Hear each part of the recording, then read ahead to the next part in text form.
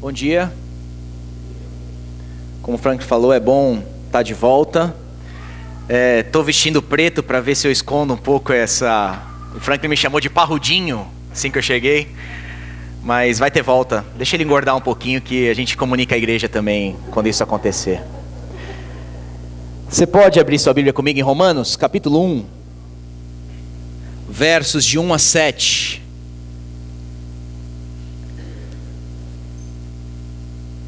Romanos capítulo 1, versos de 1 a 7.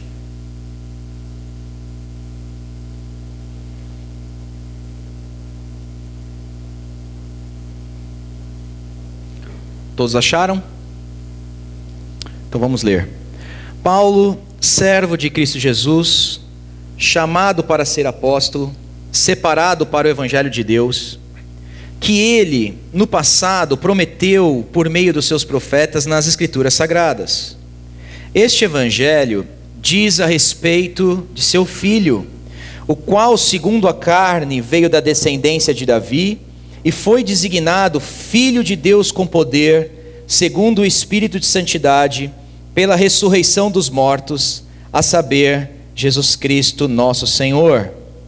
Por meio dele viemos a receber graça e apostolado por amor do seu nome, para a obediência da fé, entre todos os gentios. Entre esses se encontram também vocês, que foram chamados para pertencer a Jesus Cristo. A todos os amados de Deus que estão em Roma, chamados para serem santos, que a graça e a paz de Deus, nosso Pai, e do Senhor Jesus Cristo estejam com vocês. Por que Paulo escreve Romanos? Qual é a motivação do apóstolo a escrever uma das cartas considerada mais importante que nós temos no Novo Testamento? É de comum acordo entre os comentaristas que Romanos, assim como qualquer outra carta do Novo Testamento, tinha o seu propósito a ser escrito. Quando Paulo escreve, ele tinha algumas intenções para escrever Romanos. E o que não há muito acordo entre eles é se o propósito de Romanos é um contexto em que Paulo estava vivendo, e por isso ele vai escrever para abrir o seu coração com essa igreja, dado o contexto que ele estava vivendo, ou então um contexto específico que a igreja de Roma estava vivendo. Eu acho que nós podemos ficar com os dois contextos em mente. Paulo, quando escreve Romanos, ele escreve porque tinha uma determinada situação na sua vida que ele queria comunicar a eles, e Paulo também escreve a carta aos Romanos porque a igreja de Roma também tinha o seu propósito, o seu contexto específico, então Paulo tinha que adressar algumas situações com eles. Qual que era o contexto que o apóstolo Paulo estava quando ele escreve então Romanos? Nós sabemos por Atos capítulo 20 que Paulo ficou 3 meses na Grécia e ele escreve de Corinto essa carta aos Romanos. E em Romanos capítulo 15, Paulo vai dizer que ele tinha coletado oferta dessas igrejas gregas, Macedônia e Acaia, então queria agora levar essas ofertas para Jerusalém. Em outras palavras, Paulo, no final da sua terceira viagem missionária, está com a oferta em mãos e ele agora quer suprir a necessidade desses santos judeus convertidos em Jerusalém. Primeira preocupação do apóstolo Paulo então era com o bem-estar de Israel, por assim dizer. Ele está planejando uma viagem a Jerusalém, que ele não quer simplesmente parar em Jerusalém, ele quer também chegar à Espanha. E lembra que o apóstolo Paulo não lançaria um fundamento se já houvesse um outro fundamento ali naquele local. Em outras palavras, Paulo não pregaria Cristo no lugar em que Cristo já tivesse sido anunciado. Então, os planos do apóstolo é ir para Jerusalém e de Jerusalém ir até a Espanha. Ele quer então anunciar Cristo Jesus a esses gentios, não só está preocupado com o bem-estar de Israel, mas ele também quer então pregar o evangelho aos gentios. E o que tem Roma a ver com isso? Roma então seria esse pit stop do apóstolo Paulo. Roma seria esse lugar intermediário em que o apóstolo pararia entre Jerusalém e Espanha, e ele pararia ali nessas igrejas, nessas casas de Roma, para se fortalecer, como um tempo de preparo e porque ele estava buscando a comunhão com esses irmãos. Então Roma seria esse lugar intermediário entre Jerusalém e Espanha. E aqui uma coisa que vale a pena a gente ter em mente, gente, é que Paulo poderia ir direto de Jerusalém para a Espanha. E o que a gente aprende com esse intuito ou desejo do apóstolo Paulo de querer parar em Roma, é porque Paulo de fato valorizava a comunhão dos irmãos. Paulo valorizava a comunhão dos santos. Nós vemos isso aí, por exemplo, no versículo 11, olha aí, no capítulo 1 mesmo, na sua Bíblia, desce o olho aí, vê o capítulo 11 e o capítulo 1, versos 11 e 12. Olha o que ele diz: porque desejo muito vê-los, a fim de repartir com vocês algum dom espiritual, para que vocês sejam fortalecidos. Aí é como se Paulo se corrigisse a si mesmo. Não, peraí, não é só fortalecer vocês. Isto é, para que nos consolemos uns aos outros, por meio da fé mútua, a de vocês e a minha. Paulo então quer parar em Roma, não só para fortalecer, mas para ser fortalecido. Porque para Paulo o fortalecimento e o consolo que Deus opera nas nossas vidas é através do povo de Deus reunido. E que lição que nós temos logo aqui da importância da igreja local, por exemplo? Paulo, o apóstolo talvez mais maduro que nós conhecemos, para ele a igreja local e a comunhão dos irmãos era importante. Ele precisava ser fortalecido, ele precisava ser consolado, e nada melhor do que estar com o povo de Deus, onde Deus opera o consolo e o fortalecimento. Você sabe disso na prática. Tem vezes aí que você acorda domingo de manhã e você acorda com aquilo que a gente chama lá em casa de síndrome da preguiça social, que é quando você não quer ver ninguém na sua frente. Você acordou às vezes de mau humor, você não quer dar bom dia para ninguém, nem para sua família, e você tem que vir à igreja. Mas mesmo assim você vem para a igreja se sentindo um fracassado, e de repente você chega ali e vem aquele irmão sorridente que teve um dia bom, teve uma manhã boa, e ele te dá um abraço, um sorriso, e seu coração começa a amolecer. De repente você entra no culto público, e aí a leitura da palavra é feita, e aquela palavra começa a falar com você. As músicas começam a ser cantadas e as letras começam a falar com você. Daqui a pouco a pregação é pregada e a palavra começa a falar com você. E em 2 horas, no intervalo de 2, 3 horas, você que entrou um fracassado, você sai fortalecido desse culto. Porque Deus nos fortalece e Deus nos encoraja no meio da igreja local. Nós temos vivido tempo que poderia ser caracterizado como um descrédito de instituições. A nossa maior instituição aí no Brasil, né, o STF, nós sabemos o rumo que ela está tomando, nós sabemos o que está acontecendo na terça-feira, sabemos o que vai acontecer na quarta-feira, esse momento decisivo do nosso país, e isso tem esse descrédito que nós temos dado a essas instituições. Muitas vezes também a igreja tem sofrido por causa disso. É um tempo de autonomia, de individualismo, mas nós aprendemos com o apóstolo Paulo que a igreja é essa coluna da verdade instituída por Deus, na qual Deus nos fortalece e nos encoraja domingo após domingo. Eu preciso ser fortalecido, diz o apóstolo. Não só isso. Qual era o contexto da igreja de Roma então?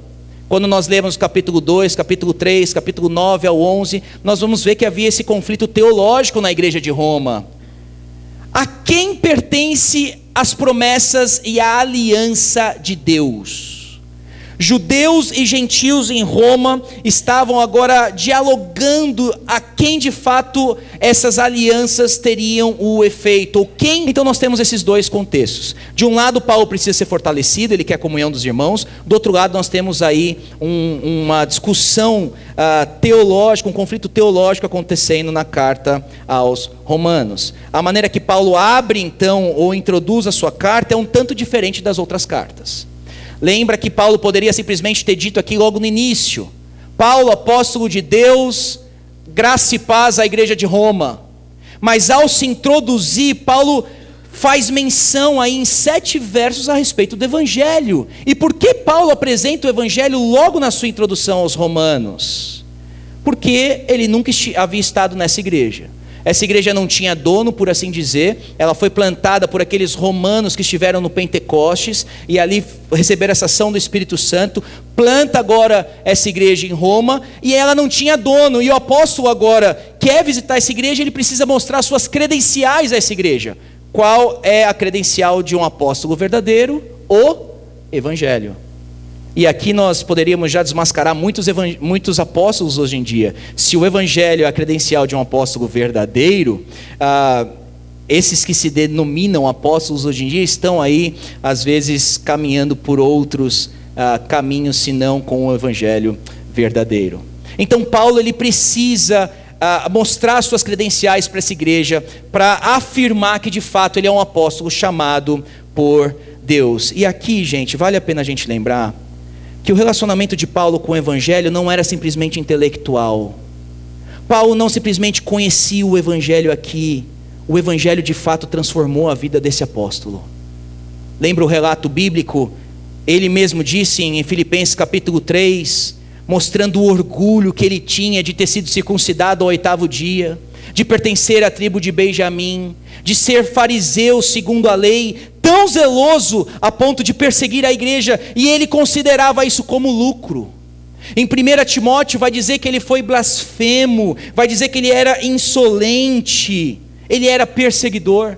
Atos capítulo 9 vai dizer que o apóstolo Paulo respirava ameaças de morte contra a igreja. Ele era um animal indomável, por assim dizer. Era um homem que aparentemente jamais seria transformado. E aí você vem no primeiro verso aí de Romanos e Paulo se apresenta dessa maneira: Paulo, servo de Cristo Jesus. Olha a transformação que o evangelho fez na vida desse homem. De um animal indomável para um Paulo, servo de Cristo Jesus. E é por isso que o apóstolo Paulo pode chegar no verso 16 e dizer: eu não me envergonho do evangelho, porque ele é o poder de Deus para a salvação de todo aquele que crê. Eu experimentei dessa mudança na minha vida. E na apresentação do apóstolo Paulo, então, do evangelho, nós podemos aprender algumas coisas nessa manhã, e é onde agora eu quero gastar meu tempo com vocês. Eu separo aí hoje a nossa meditação nesses 7 versos em 5 pontos. Em primeiro lugar, no verso 1 nós temos a apresentação pessoal do apóstolo. No verso 1 ainda nós vamos ver a origem do evangelho. Depois nós temos a veracidade do evangelho. No ponto 4, onde eu vou gastar mais tempo com vocês, é a mensagem do evangelho. E então no ponto 5 nós temos os benefícios do evangelho. Então vamos juntos olhar aí como Paulo está se introduzindo ou se apresentando nessa carta logo no verso 1, a apresentação pessoal do apóstolo Paulo. Eu já disse para vocês que ele se apresenta Paulo, servo de Cristo Jesus. Servo era uma palavrinha muito comum nos dias de Paulo. A palavrinha seria, a melhor tradução seria escravo. Era normal o pessoal pensar em escravo como não pertencer a si mesmo. Toda a devoção, todo o trabalho seria ao seu Senhor. E é isso que Paulo está dizendo aqui quando ele se apresenta servo de Cristo Jesus. Ele está inteiramente à disposição de seu Senhor para atendê-lo a qualquer hora e a qualquer circunstância. Esse chamado para ser escravo do Senhor não pertence só a Paulo, mas a todos os cristãos. Paulo disse em 1 Coríntios capítulo 6, verso 20, vocês foram comprados por um alto preço. Glorifiquem, portanto, com o corpo de vocês a Deus. Esse chamado para ser escravo é um chamado a todo aquele que é cristão. Na sua pregação, em Atos capítulo 2, Pedro diz que Deus fez de Jesus Senhor e Cristo. Portanto, seria uma contradição alguém dizer que é salvo, mas não viver como escravo. Portanto, Paulo aqui ele está dizendo, em primeiro lugar, eu sou um escravo do Senhor Jesus Cristo. Segunda palavrinha que ele usa, ele é chamado. Segue aí no versículo 1, servo de Cristo Jesus, chamado para ser apóstolo. Aqui eu sei que muitos têm um probleminha com essa palavrinha chamado, dado a confusão que tem ocorrido em alguns cenários, inclusive aqui da igreja brasileira, em que todos parecem que recebem um chamado. Basta o fulano se destacar um pouquinho na comunidade, e aí as pessoas já vão dizer que ele tem um chamado, e tem até um descrédito hoje com essa palavra, achando que para a pregação do evangelho não é necessário um chamado. Simplesmente use os seus dons aonde Deus colocar, nas áreas que você estiver vivendo, use esses dons, e você não precisa de um chamado pastoral, você não precisa de um chamado para pregar o evangelho. Mas como nós lidamos com palavrinhas como essa quando o apóstolo se apresenta? Ele diz que ele é chamado. Em Timóteo, 1 Timóteo 2,7, ele vai dizer, para isso eu fui designado um pregador e apóstolo. Nós aprendemos que aqueles que pregam a palavra de Deus receberam um chamado, receberam um comissionamento, receberam uma designação para tal tarefa. Veja que para Paulo, o que qualifica ele para o ministério não é porque ele tem uma personalidade forte, não é porque ele tem um perfil de um líder, não é porque ele tem uma habilidade de comunicação, ele tem uma análise de desempenho muito boa, e então o pessoal decide dar Paulo uma oportunidade. O que qualifica Paulo um verdadeiro pregador do evangelho é porque Deus chamou ele para tal tarefa. E antes da função, nós sempre temos essa vocação. Depois ele vai dizer que ele é apóstolo. Apóstolo, sem entrar em detalhes aqui, nós sabemos que tem pelo menos 3 aí pré-requisitos para que aqueles que eram apóstolos nos tempos de Jesus. Quais eram esses 3? Eu boto aí no telão, sem entrar no mérito muito com vocês. 3 pré-requisitos para ser apóstolo. Primeiro, ser diretamente, pessoalmente chamado para essa função. Depois, ter sido uma testemunha ocular de Jesus histórico e ser testemunha da sua ressurreição, e ter sido enviado para pregar com autoridade. É por isso que nós afirmamos que hoje em dia não tem mais apóstolos. Ninguém viu Jesus ressurreto, Jesus não aparece para ninguém hoje comissionando esses homens para essa tarefa de apóstolo. E nem precisamos mais dessa autoridade. Uma vez que Efésios 2:20 vai dizer que tanto profetas quanto apóstolos são o fundamento da igreja, está aí a autoridade da igreja cristã, os escritos que nós temos desses homens. Nós não precisamos mais de apóstolos hoje em dia, porque nós temos a palavra de Deus como autoridade. Mas o ponto aqui é que de um lado Paulo é escravo, ele é humilde, ele está vendido, ele está rendido, e do outro lado Paulo tem autoridade, ele é apóstolo. E ele vai dizer que ele é separado. Terceira palavrinha que ele usa: eu não sou servo, eu sou chamado, eu sou separado. O ponto aqui do versículo 1 é que Paulo, em todos esses verbos que ele usa, essa denominação que ele faz de si mesmo, ele está sofrendo a ação. Deus é quem está em ação no verso 1. E é por isso que nós podemos concluir que Paulo era esse grande homem de Deus, porque Deus usa homens e mulheres que são servos e servas, Deus usa homens e mulheres que são chamados, e Deus usa homens e mulheres que são separados para essas tarefas que o Senhor mesmo os comissiona. É por isso que Paulo foi então quem ele era. Essa é a apresentação pessoal que o apóstolo Paulo faz de si mesmo. E aí ele entra apresentando agora o evangelho. Olha o finalzinho do verso 1 aí na sua Bíblia. Ele vai dizer: separado para o evangelho de Deus. Evangelho de Deus. A origem do evangelho é Deus. Lembra que evangelho, gente, é uma mensagem. Evangelho é uma notícia.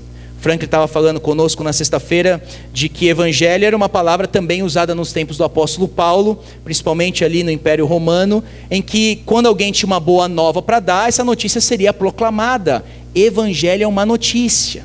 Por que vale a pena a gente frisar esse ponto? Há uma confusão hoje em dia de pessoas falando que é possível viver o evangelho. Ou pregue o evangelho e, se possível, use palavras.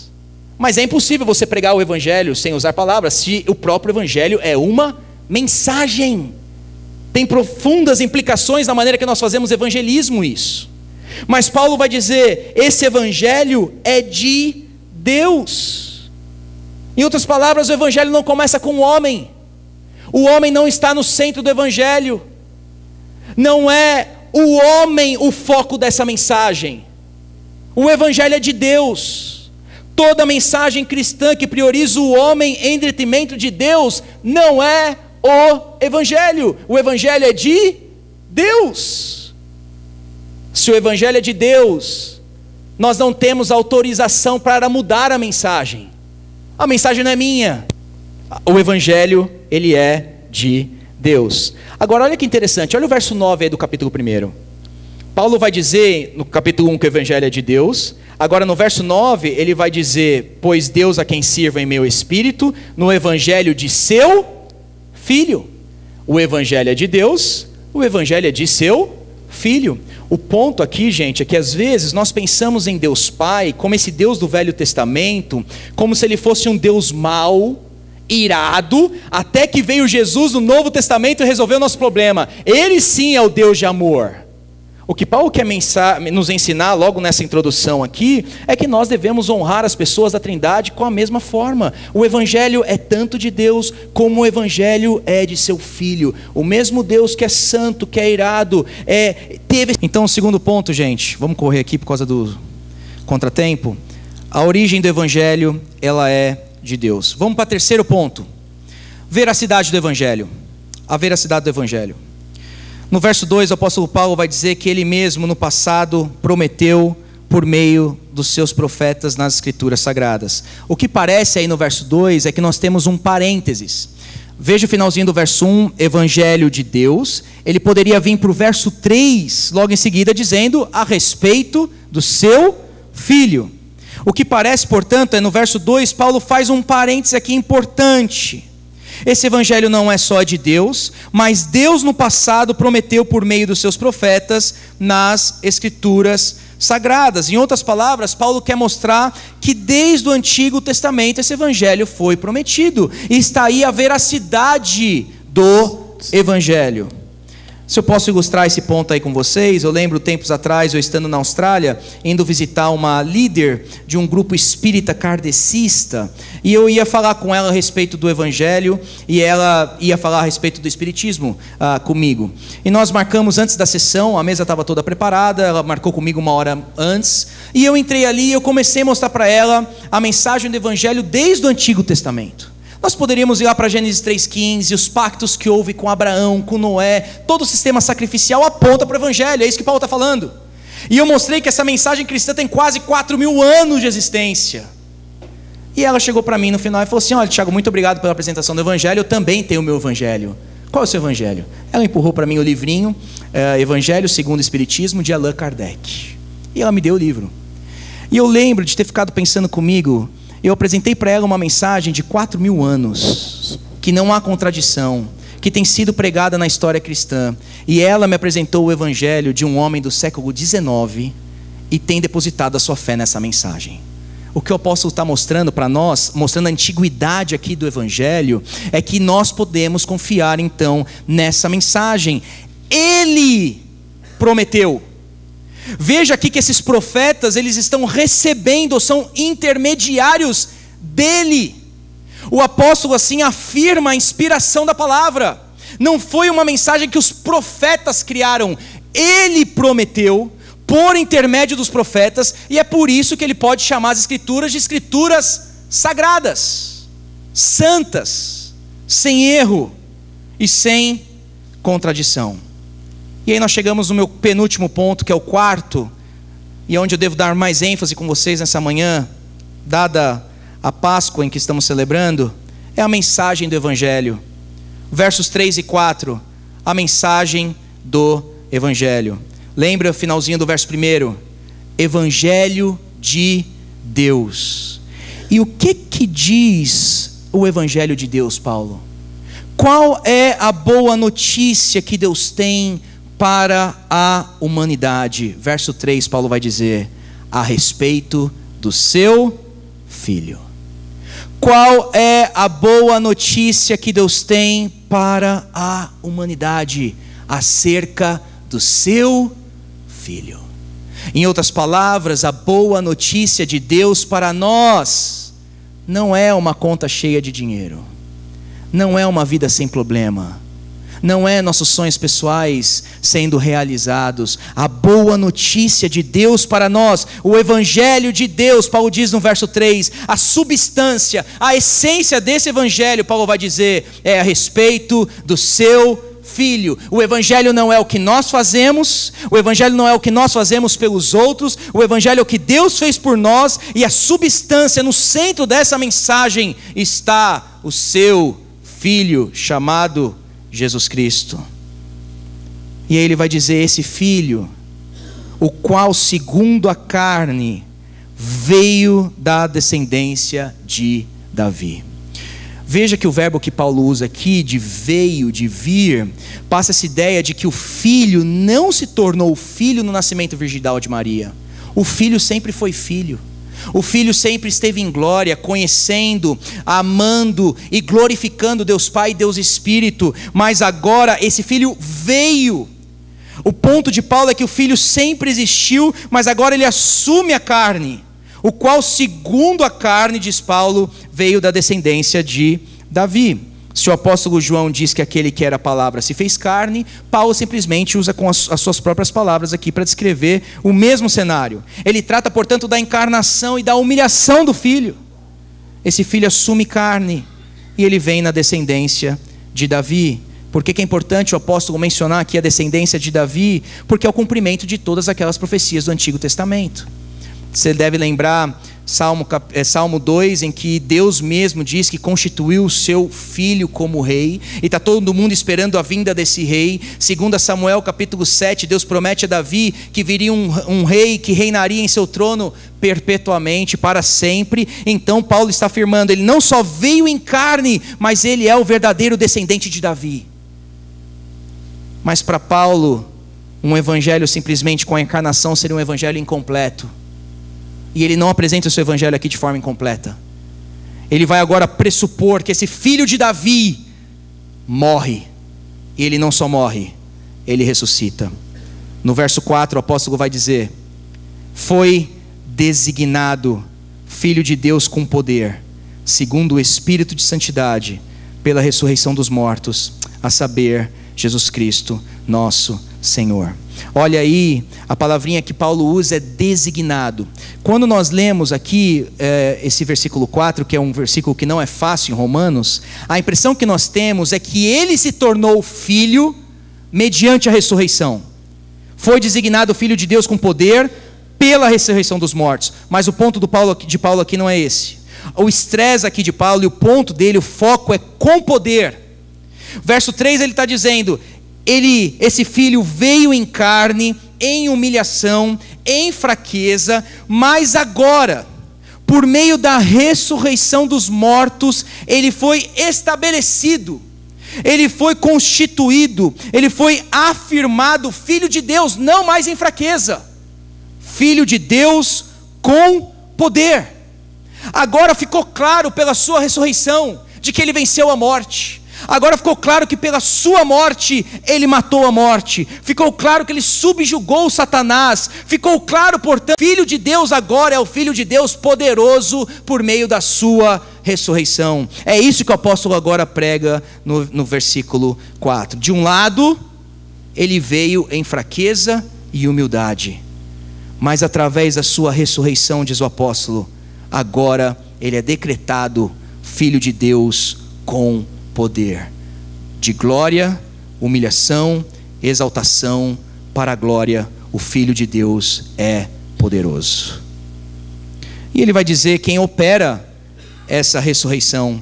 Ele vai dizer que foi segundo o Espírito de santidade. Espírito de santidade aqui é uma designação para o Espírito Santo. Nós sabemos disso porque em Romanos capítulo 8 ele vai dizer que é o Espírito que ressuscitou Jesus dentre os mortos. Embora alguns aqui querem afirmar que esse Espírito de santidade seria o Espírito com letra minúscula do próprio Cristo, nós podemos afirmar que esse Espírito aqui é o Espírito de santidade. Agora lembra, sexta-feira o Franklin pregando disse que Deus Pai ressuscitou Jesus dentre os mortos.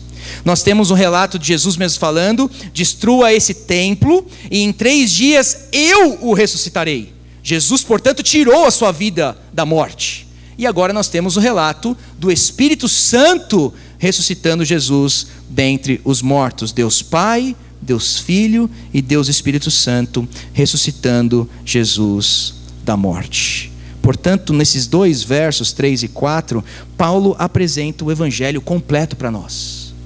O Filho estava em glória, o Filho veio, assumiu carne, em fraqueza, humilhação, morreu, mas ressuscitou, e hoje o Filho chamado Jesus Cristo é designado Filho de Deus poderoso, Filho de Deus com poder. E eu preciso aqui só fazer algumas observações a respeito da ressurreição de Cristo antes de nós encerrarmos. Alguns pontos que vale a pena a gente meditar a respeito dessa ressurreição. Ressurreição do corpo dele e a ressurreição dos nossos corpos. Em primeiro lugar, gente, a natureza da ressurreição de Cristo foi singular. Em que sentido? A maneira que Cristo ressuscitou e o seu corpo ressurreto foi experimentado pela primeira vez e unicamente por Jesus Cristo. Você deve lembrar na Bíblia que Lázaro ressuscitou, por exemplo. Você tem o filho da viúva de Naim, em que Jesus ressuscita também esse jovem. Mas ambos ressuscitaram e assumiram o corpo pecaminoso. O corpo voltou a envelhecer e o corpo voltou a morrer. Mas na ressurreição de Cristo, Paulo vai dizer em 1 Coríntios 15 que ele é a primícia, nesse sentido que ele inaugura um novo tipo de humanidade. Ele inaugura um novo tipo de corpo que não mais está sujeito à fraqueza, a envelhecimento e não à morte. Portanto, a natureza da ressurreição de Cristo, seu corpo, foi uma ressurreição singular. Como será esse corpo ressurreto que nós também teremos? E aí nós podemos afirmar que há tanto continuidade do corpo quanto descontinuidade. Em que sentido? Lembra que Jesus, quando ressuscitou, ele ainda tinha corpo. As mulheres, quando encontram com Jesus, agarram os seus pés. Ele come pão, ele come peixe, ele mostra marcas nas mãos, ele mostra as marcas do lado. Jesus tinha corpo. Ele caminhou com os discípulos em Emaús, por exemplo. Era corpo. Mas ao mesmo tempo, se há continuidade, há uma descontinuidade nesse corpo.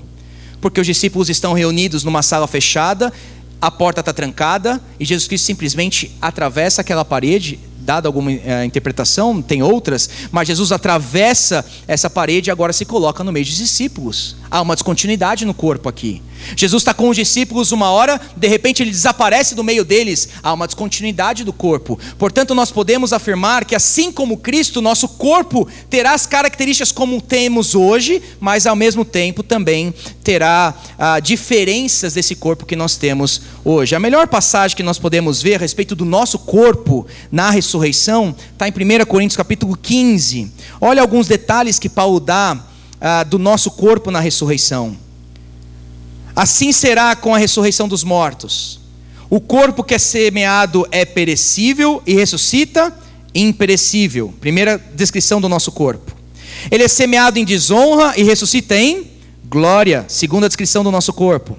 É semeado em fraqueza e ressuscita em poder. É semeado num corpo natural e ressuscita num corpo espiritual. Espiritual não no sentido de imaterial, mas que está alinhado com o Espírito. Portanto, o nosso corpo é imperecível, será glorioso, será poderoso e estará alinhado com o Espírito. E gente, na prática, isso aqui é uma ótima notícia para nós. No meio da nossa igreja hoje nós temos pessoas que sofrem com Alzheimer. Nós temos pessoas que sofrem com depressão crônica. Nós temos pessoas que sofrem com síndromes. Pessoas que têm dores em seu corpo. Pessoas que têm limitações em seu corpo. E que o que Paulo está afirmando e o que a ressurreição de Cristo nos garante é que o nosso corpo será imperecível, será glorioso, será poderoso e será espiritual. Nós teremos um corpo que não mais padecerá, um corpo que não mais sofrerá decomposição. Um terceiro ponto aí, e lógico, é que a ressurreição de Cristo assegura a nossa ressurreição. Um melhor exemplo que nós temos na Bíblia, assim que Cristo ressuscitou, nós temos em Jerusalém mortos saindo dos seus túmulos e aparecendo a muitos em Jerusalém. Esse relato está lá em Mateus capítulo 27. Isso é uma prova do efeito da ressurreição de Cristo a nossos corpos mortais.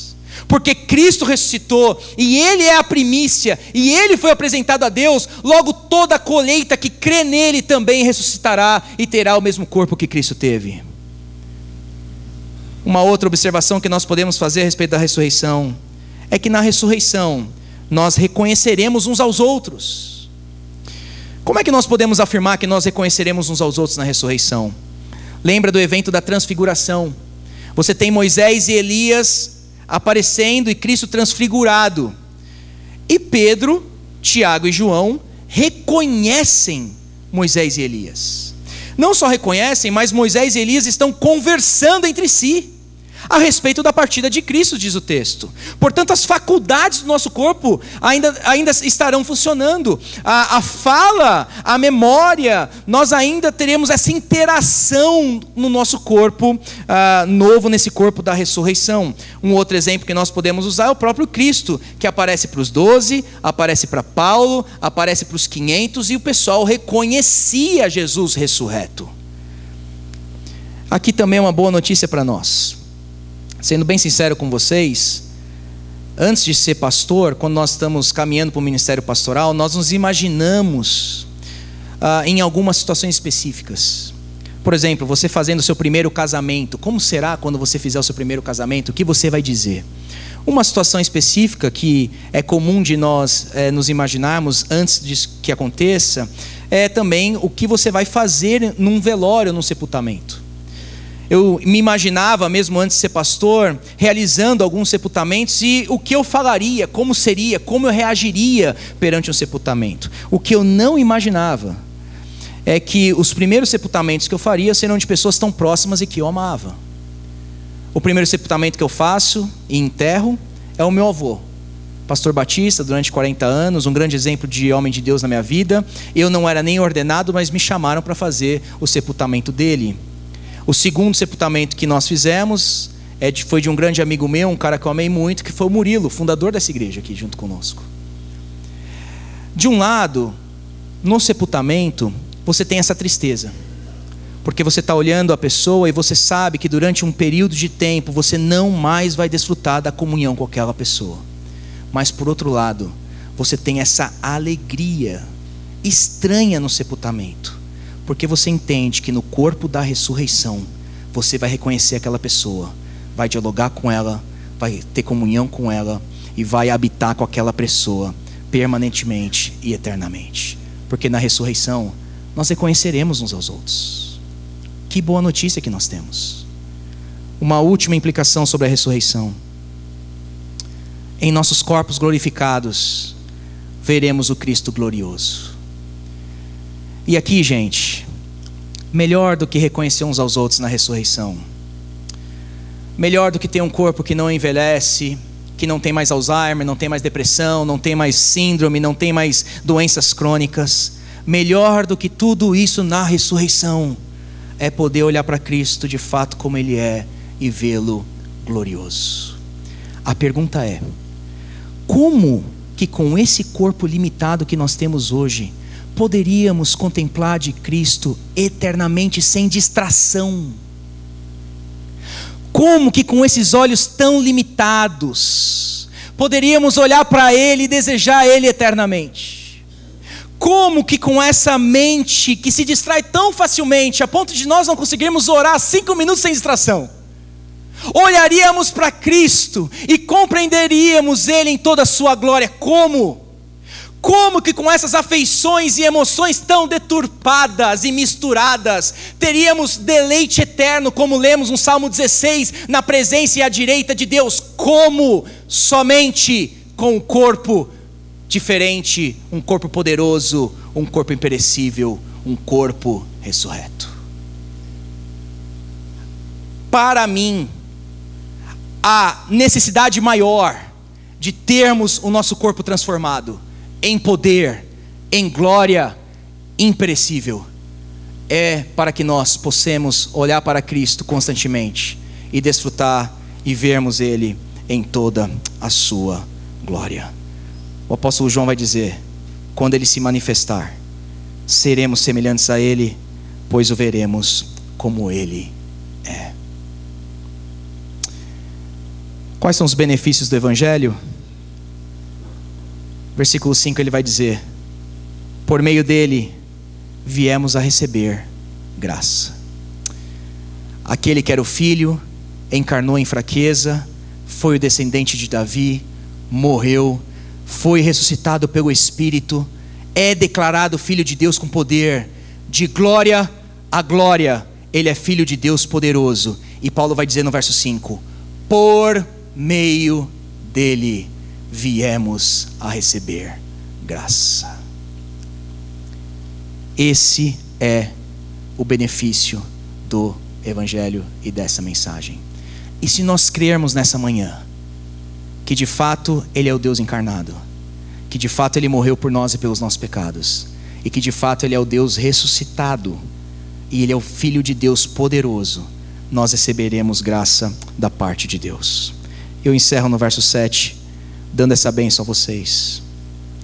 A todos os amados de Deus que estão aqui na Trindade, chamados para serem santos, que a graça e a paz de Deus, nosso Pai, e do Senhor Jesus Cristo estejam com vocês, hoje e sempre. Amém. Vamos orar?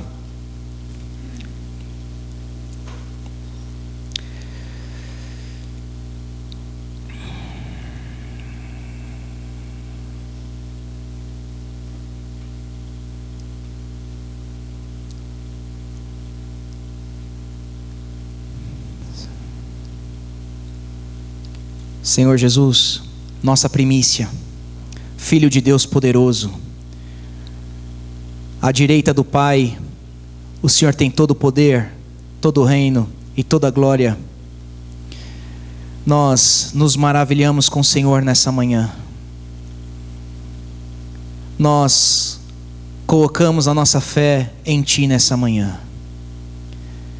E nós agradecemos que por intermédio da sua ressurreição, nós também ressuscitaremos no último dia. Os nossos corpos serão transformados. Nós estaremos com aquelas pessoas que nós mais amamos nessa vida. Mas o melhor de tudo, nós estaremos com o Filho de Deus poderoso. Obrigado pela tua palavra e obrigado pela tua ressurreição. A Ti toda a honra e toda a glória. Amém.